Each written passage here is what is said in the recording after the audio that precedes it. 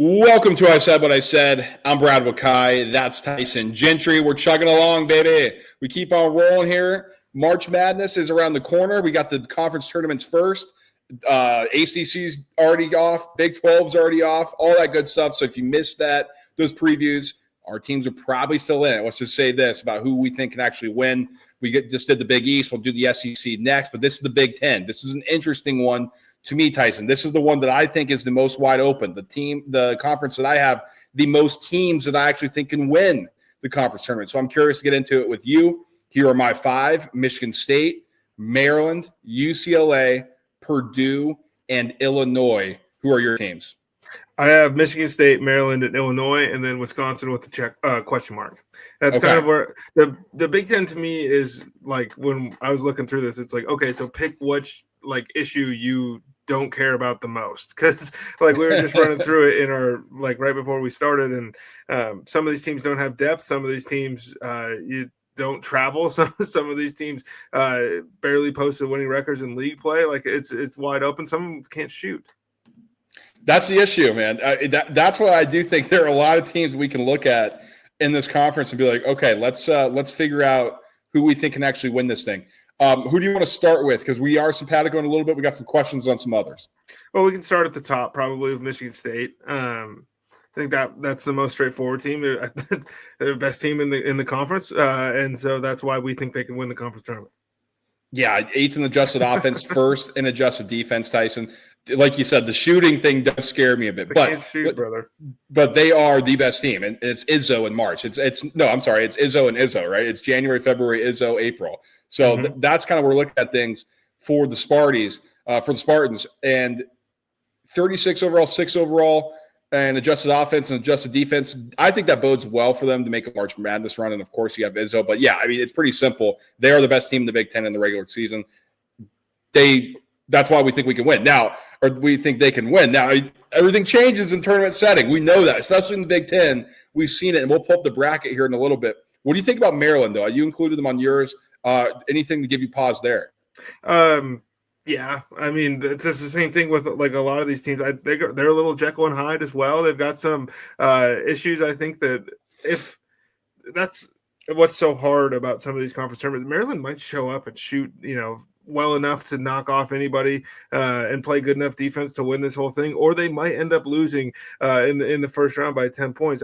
Why do you have Maryland here? Maryland's got they have a bunch of really good players. That's kind of the main reason. Yeah, and I like their size a lot. The Twin Towers thing doesn't necessarily work a ton, but when you have some people who can kind of stretch the floor a little bit, then it does work. Really good guard play. 7th in adjusted offense in this conference, 2nd in adjusted defense. So, Tyson, they're going to have the edge defensively against just about everybody they play. And then offensively, they can score the rock. It's not at a high clip like some of the other teams that I want to get into in a little bit, but this is still a really good all-around basketball team to check all my boxes. I do think that this is a team who has the pedigree to win this conference tournament. And with Illinois, do you think this team can really win 4 games in 4 days? Because they might 100%. Have the most talented roster in the league. But when I said the Jekyll and Hyde thing, they might be their Iowa State levels, maybe the most up and down team in the country, this Illinois bunch. So to answer your first question, yes. This is the most talented team in the Big Ten. They've been everybody's darling, everybody's analytical darling. They're 3rd in adjusted offense, 5th in adjusted defense in the Big Ten. So they're a really high-level program or high-level team when we kind of look at the advanced metrics. In the country, they're 15th in adjusted offense, 34th in adjusted defense, Tyson. So it's why did they do better? Because they were sick, because they were hurt, all this stuff that really came down on Illinois. But you know what? This is a new season now. Everything else doesn't matter. If they were doing that while they were banged up, while they were sick, yeah. I mean, Illinois, I'll tell you right now, they might be my favorite bet to win this entire thing right now in the Big Ten because of all that. Flip the calendar. Brad Underwood, we both agree, I think is a really good coach. But can everything click for Illinois? That's the real question here. I'm banking on it does. I think they have a real shot to win this thing, and I'll even go a step further. I do think they win the Big Ten. I love it. I think that this is the ideal Illinois team to win it because, if it's 𝐬𝐿 and Coburn and those guys, then we get to March and they get smoked by some fat guy from Loyola Chicago or whatever. This might be a team, that can make a deeper run in March. I have the reason I have Wisconsin with a question mark, and it's kind of what, like when you brought up Purdue, that's one of the things. Like, I don't think that either one of these teams have enough depth to go like tournament style basketball, boom, boom, boom against really good teams. Yeah, and they just lost, Wisconsin just lost to Penn State at home. That's going to knock them a seed line. It's not going to kick out Wisconsin from the March Madness field. But Penn State's a walking corpse, right? And it's their last game. They got a ton of people who are hurt, or at least impact players who are hurt. That's a game you got to win if you're Wisconsin, if you're serious about competing in March. And for them to not be able to stop that offense was pretty eye-opening. For them not to be able to score consistently was kind of scary. So they're beyond the question mark for me, Tyson. I don't believe in them. I don't think they can win this thing. Well, I really only have the three strong ones. And yeah, like, let's get into UCLA for you. This team doesn't travel very well at all. No, but the Mick Cronin thing, he just doesn't like traveling to the see the Statue of Liberty. He's anti-Lady Liberty. That's what he's out on. But I wonder. But that's a good point. In all seriousness, you're right. They don't travel well. But maybe arriving to Indy and you're there and, okay, we're settled, instead of just getting off the plane, going to a gym, maybe that's a little bit better. I don't know. I mean, I'll take a shot on it.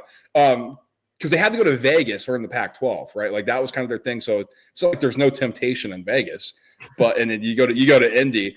But I wonder if that's going to be a little bit better for him. Okay, let's get settled in. Now, this is a different team, of course, but Mick Cronin, I like him as a coach. I think in a one-off setting against a team, I give him that advantage over almost anybody in this conference, really. I mean, Izzo, of course, I like Dusty May, but there's a few other guys, Painter, who I'll get into in a second. But I like this UCLA team, 5th in adjusted offense, 3rd in adjusted defense in the Big Ten, nationally 27th in adjusted offense, 16th in adjusted defense. I think they're a sneaky, all-around good team, but like you said, the travel thing are the concerns here. I'm willing to bank that, hey, we're in Indy for the week, we're all settled in. That helps here, and so that's why I do think they can win. All I'm hearing right now is it's going to be another Big East conference tournament where we're like, this is not great basketball, and then the actual tournament, the one that we really care about, starts, and these guys just start kicking the shit out of everybody else. That's a real possibility. I'll go quickly here for Purdue. I'm curious what your thoughts are, and I'll pull up the bracket here in a sec. But first in adjusted offense in the conference, 10th in adjusted defense, which I'm breaking some rules there just based on how they match up defensively against other teams in this conference, but 7th offensively in the nation, 51st defensively. And why do I think Purdue can win? Why am I breaking a rule here? They could. Matt Painter. Yeah, it took him to get Zach Edey, like the 2-time National Player of the Year, to actually win in March. But now that they have done, I wonder if it's like the monkey off the back, and it is Purdue. They kind of have establishment. They have a really good guard play. So I'm looking at Purdue like, okay, if they get hot, they shoot the ball well. This is a really good offense. They can outscore anybody in the country, especially in this conference. And so that's the only reason why I have it. They're the weakest of my 5, but I'm just looking at Purdue like I can see them doing it. Okay. I'm not going to hate on any of it. I think that this is, like, as you said at the top, this thing it's wide open. And let's take a look at the bracket here, because I think this will at least a little bit expound and expand kind of what we're thinking from the top. So this is a huge bracket, and we kind of scroll through if you're watching on YouTube. The top half is as this set up, and the bottom half has this set up. So it's a little bit different looking because you only have 15 teams that have gotten in. 3 of them got cut out of the bracket from consideration. The bottom 3 finishers in conference play. And so Northwestern Minnesota, to get things started, not necessarily piquing our interest there. The winner of that plays Wisconsin. We think Wisconsin will go through. That'll set up the Wisconsin UCLA. So Tyson and I, both of our guys, question marks. One I think can win. One Tyson said maybe can win. They'll settle that before they get to the semifinal round. So that'll be an interesting note. What about Indiana, Oregon? Can any of them knock off Michigan State? Tyson, why don't we dive into that? Because I think that's something that people have circled. Dude, can Oregon go on a run? I wouldn't be shocked, man. I mean, dude, the really good coaching, players that have been there before, it wouldn't surprise me at all. It just kind of feels like if we're going to have to pick one, it's like Oregon, because I don't think Indiana's going on a run. I hate to be that guy, but I don't like the Indiana team at all. But if Oregon beats them and then Michigan State shoots 20% from 3, and then all of a sudden Oregon's playing UCLA with the trip to the title on the line, we're right back. This is Altman City, baby. Right. I know. You mentioned that before we jumped on. It's like, hey, maybe, and I was like, but we're talking through this, man. I mean, we're going to be in Indy, like I've pointed out a few times. It's different sight lines. It's all right. Who's being serious about this? Michigan State. They just celebrated on a regular season conference title game. Are they all the way? Like, do we need to win this? It's interesting, that's for sure, Tyson. As we kind of look at the bottom half here, Iowa State, nobody's piquing my interest there. Here's what kind of disappoints me as I look at things going forward. Maryland and Illinois have to play each other before the semi, so the winner gets into the semifinal, Tyson. That hurts me in terms of if I want to look at things from a betting perspective, because one of the two teams I think can win are going to take each other out here. I wish one of them was on the bottom line here to face Michigan, because I think Michigan is the most fraudulent team here. That's one of the reasons why I like Purdue as well. But let's kind of talk through the bottom half of the bracket, because I do think there is some intrigue. Yeah, I think, at whatever that quarterfinal game is between Illinois and Maryland, if we get that, that's going to be maybe the most aesthetically pleasing one in this entire conference tournament. That's one I'm really hoping we get. I think that the winner of that game is going to beat either Purdue or Michigan and represent that side of the bracket in the championship. Rutgers has like crazy good players, dude, and it's so frustrating. They're sitting here at 11th, like. They can't go on a run. I don't see it. I've seen them play a handful of times this season, and I don't like the team at all. But if we're just gonna have a couple guys take over here on a couple game stretch, I think like they're gonna get by USC, and then like they could beat Purdue if Purdue can't guard. Yeah, I mean that game there might be 200 points scored. It's gonna be an NBA total, because that's what I'm kind of rooting for. Just a nice, fun early game. What does scare me about Purdue facing Michigan, but I think Purdue can win, but they're really bad at defending the interior now. And while Vlad Golden hasn't quite been the same player as he was at FAU, I mean, you go to the Big Ten, it's a big step up in competition. Yeah. But I don't know if there's going to be too much resistance for Purdue. So does Golden kind of return back to his FAU days? That'd be a huge boon for Michigan. But I'm not a big believer in this Michigan team at all. I can't wait to bet against them in March Madness. I'll just put that out there. I'm jumping the gun a little bit, but oh my God, that team is fraudulent. And who all is a bubble team to you in this conference? Like, do you think Ohio State has to do something?